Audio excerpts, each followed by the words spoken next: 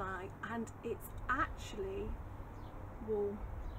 The sun's out, we've got blue sky, and for anyone else who's over here in the UK, they'll know what this means to us, because we've just had such a lot of wet weather. Yeah, it's okay, it's been quite warm, but it's been the sort of weather that snails absolutely thrive in. Snails, fungus, and I don't know, just about everything that you don't want on your plot. So today, again, I'm going to try and keep looking on the bright side, but it's difficult when everything you look at has been munched or, you know, rotted. But we'll look on the bright side, and we'll just have a little peek round and see, look at the death and destruction that's been going on my plot. I'm hoping that you can see here the gooseberry sawfly larvae. They're actually on the currants. Let's just see. It's like, I've never seen these before, but it's like an army of the larvae on the outside of the leaf, and they're just munching their way to the inside. Look at that. Oh, they're not very pleasant. These are actually on my neighbour's plants, and he's away for another month or so. So, I mean, I don't know if you can see, they've got loads of currants in the background. But actually, when you look at the branches, let's see if I can get that clearer. There's nothing left on the branches at all, just at the back there, and they're just working their way forward. They've done for the gooseberries already, and now they're having a fine old time on the currants. Yeah. So, what do you suggest to do? All I can think of at the moment is the good old soapy water. I've got to do something. I'd hate them to come back and think we've just ignored them. But they're not a pleasant beast, are they? Not pleasant one bit.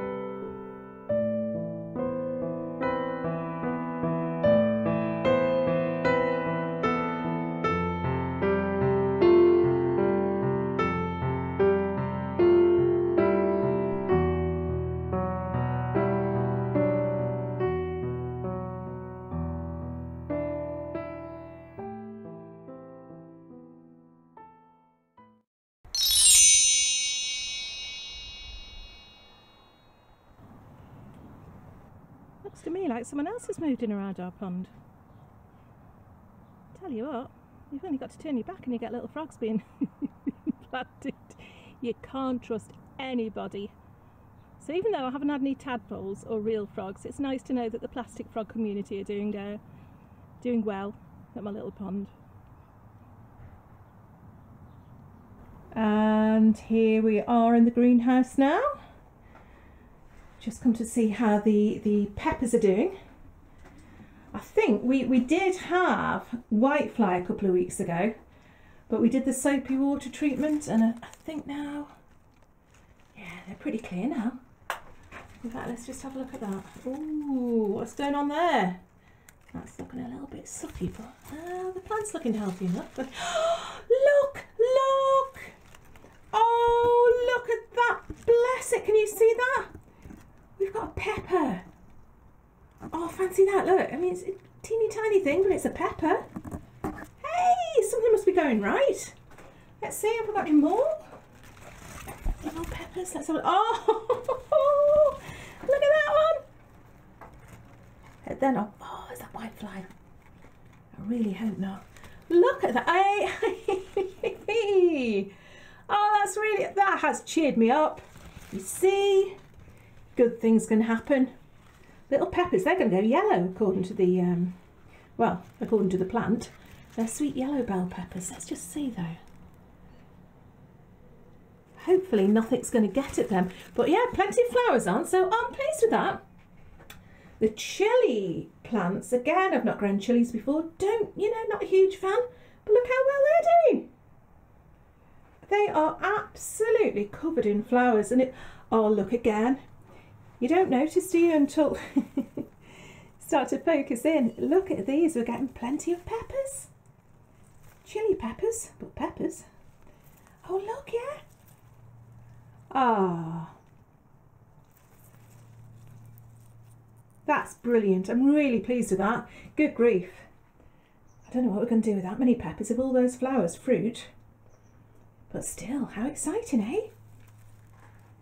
Well, I can understand just from this, just within this last minute, I have understood why people get so excited about growing chili peppers, because look at that, there's loads of them. Very pleased. If nothing else, we will dine on chili.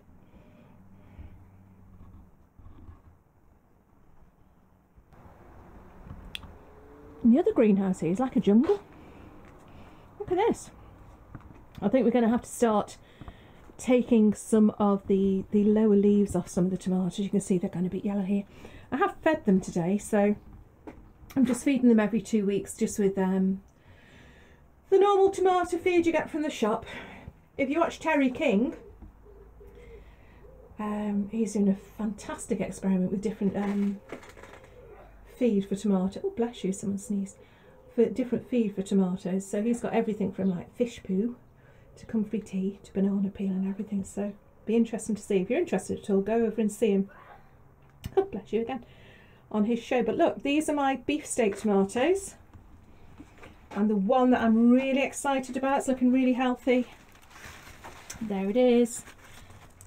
Can you see that from there? Let's have a look. My brandy wine. Load of that.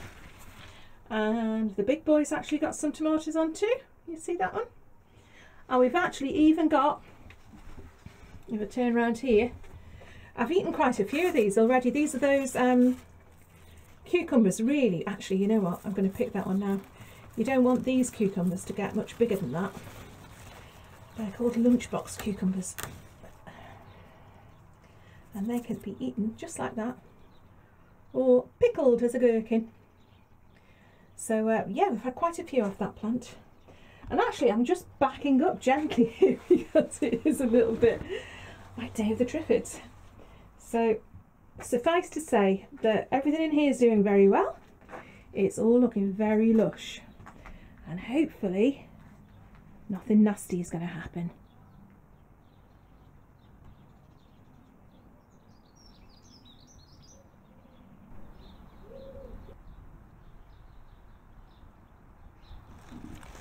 I think this is the butternut squash.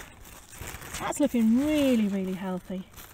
Got plenty of flowers on there. So, oh, can you see? So hoping to get some actual butternut squash. Oh no, actually, you know what? That isn't a butternut squash, is it? That's one of the patty pan. Oh look, so you can actually see the shape of it there. It's going to be one of those beautiful scallop shaped fruits. So, if that's the case, one of these others is the butternut squash. I'm not sure which is which. Anyway, they're all looking mighty healthy. Very pleased with these.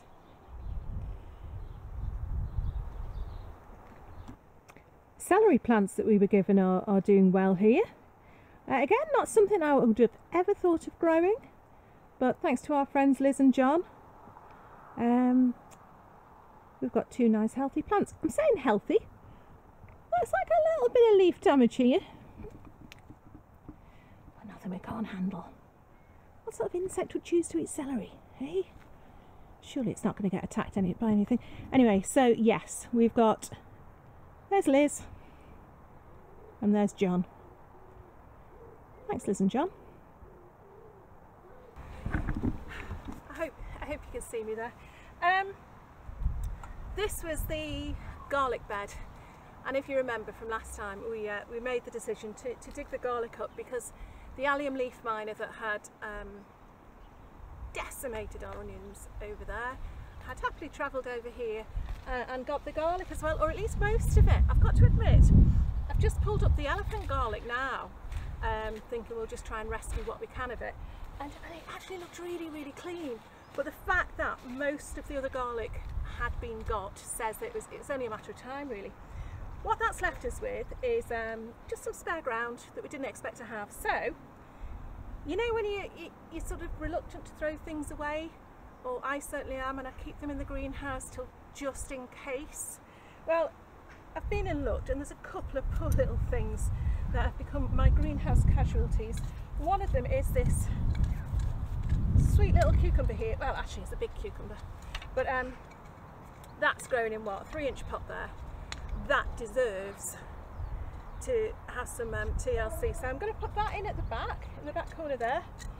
I've then got a teeny tiny tomato. Look, honestly, it's cruelty to fruit, isn't it? Look at that. It's a tiny pot, and yet it refuses to die. And I think for that reason, if that's the only reason, it's a good enough one. Let's take the side shoots off. So I'm going to give that a chance. I think it deserves a chance now. It's kept going that long with that tiny pot with trying to grow. And then I've got just a spare tomato of a variety that I can't remember. Again, it was growing under the bench, and so it had hit the top of the bench and then decided to go sideways. So yeah, that's been rescued as well. I don't know if these leaves will pick up or not because they've been pretty squashed. But yeah, I think we'll call this a little bed of hope. Okay, so after all the nasty things that we've seen, hopefully these things that were almost tossed aside will come really nicely. So yeah, I'm going to get these in. Okay, I'll speed up, it's a bit boring. I'll try not to snap my dahlia. Look, I'm really pleased with that. You can't see it's the wrong way around. But yeah, I did get stuck on it when I was trying to sit down, so be moving very gingerly. Look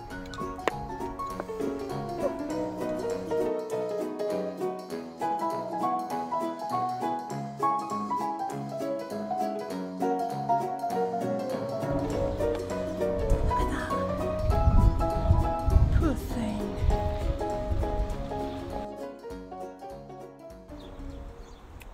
Okay, so there we have them. Our bed of hope. The bed that never was meant to be. And the few little veg that refused to give up. Okay, so really what I'm trying to think here is that there's nothing lost here. And yeah, just going to give them a good feed now, and hopefully they'll do okay. Come on, plants. Okay, it's that time of night again on a Sunday evening when people get their lawnmowers out, which is really what I should be doing. I need to get home and do my grass. It's just been far too wet to do. Yes, things go wrong. We've got to get along with nature. We're all part of this great big symbiotic world. But really, is there any place for ants or slugs or frit flies? I think they're called frit flies. I can't really see what good they do. They must do something. Oh, and I found out, this is fairly gross, I found out what ants milking black fly actually means. It means that they collect the black fly and they harvest them by squeezing their abdomens until the black fly secrete a very sweet liquid. I don't know where from, I don't want to know where from, and the ants feed off that. So that's lovely, isn't it? Who needs Game of Thrones? That's a real treat. After seeing that little pest on the sweet corn, I went into the greenhouse, into the shed, and got my Dr. Hessian book to see what it said about sweet corn, and let me just see. It does say it can either get smut, well it's not smut, or it can get fruit fly, which sounds like a very posh fruit fly. Fruit fly maggots bore into the growing points of corn seedlings, which then develop twisted and ragged leaves. Growth is stunted, blah de blah de blah de blah, carries on. Basically it's had the soapy liquid treatment, so hopefully we shall have no more of that fruit fly here. So yes, apart from that, I just wanted to show you, you know, I was talking about our garlic being done for. This is one of the elephant garlic I've pulled up, and you can see by the leaves, it, you know, it wasn't quite ready, but as I say, I didn't want the leaf miner to get it. And it actually looks really clean. So now I'm thinking maybe I should have left it a bit longer, but it's quite, my hand, the elephant garlic, is quite big. I'm very pleased with it. And actually, rather get it when it's small. There's a bee going around the camera again, just behind you, you'll probably get the sound. I'd rather get it when it's slightly smaller and intact, rather than wait for it to get bigger and worry about that blooming leaf miner. In my last episode, I was talking about just getting rid of all the garlic altogether, and there's, I think the lady was called Gaynor Bailey, suggested that I pick out the cloves that are any good and store them in, she said she stores hers in oil. And whereas I was thinking, oh, that is just such a long process, I can't be bothered, I actually came back round to the idea after she mentioned it and started to look into different ways that people store their garlic and preserve it. And actually there's 101 ways, but one of the things that put me off actually just storing it in oil, so you get like a lazy garlic thing, is you can easily develop botulism from that unless you prepare the garlic cloves in a certain amount of cider vinegar or vinegar and salt solution or something like that. I didn't want to go to the risk of that, so what I am actually doing now is I've taken my garlic home, I've rescued it from where I'd flung it aside in a rage, and I'm starting to take all the cloves apart, and I am going to crush them, mix them in a bit of oil, and then do them in ice cube trays, so I can just pop out an ice cube next time I need some garlic.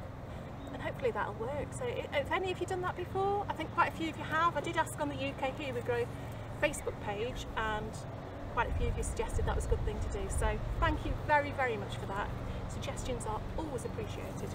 Okay, so yeah, that'll fill a few ice cream cube trays, won't it? That's pretty good. Anyway, exciting times coming up. I'm actually getting ready for, in about a week's time, we've got our annual allotment competition, which we haven't got any chance of winning because of all the, as I previously said, all the death and destruction that's going on our plot. So, but you know, we're going to try our best. So this next week is going to be, weather permitting, it's going to be very much tidying up and making labels and things like that to make the plot look nice. And then in a couple of weeks' time, I'm actually going to go down and visit Julie Drake. So really looking forward to meeting up with Julie and Nigel, of course, and his lovely wife Alison. So yeah, probably take the camera along, and I'm sure Julie will have her camera right too. So yeah, that's going to be really nice meeting up with someone else. Okay, so anyway, I'm going to go. I'm going to think about mowing my lawn. I hope you've enjoyed this episode. It's not too much doom and gloom. We are taking home, I mean, we are harvesting things now. We've had no end of strawberries, broad beans, as I said before, mange too. I've actually made kale crisps now. I don't know if they're as exciting as I thought they were going to be, but I've tried. Flowers are all coming now. You know, the plum's been transformed from all the bulbs that it was a couple of months ago. They're all starting to come up now, and yeah, things are good. Things are good. Oh, potatoes as well. Look at my potatoes. So yeah, you've got to look past all the insects. And actually, if you didn't have the setbacks, the other stuff wouldn't be as good, would it? Wouldn't be as good. Actually, it might just be better. But I've got to tell myself otherwise. Anyway, I'm rambling again, so I'm going to go. So hope you've managed to have a lovely weekend wherever you are, and let's hope we have a bit more sunny weather. Okay, see you soon. Bye.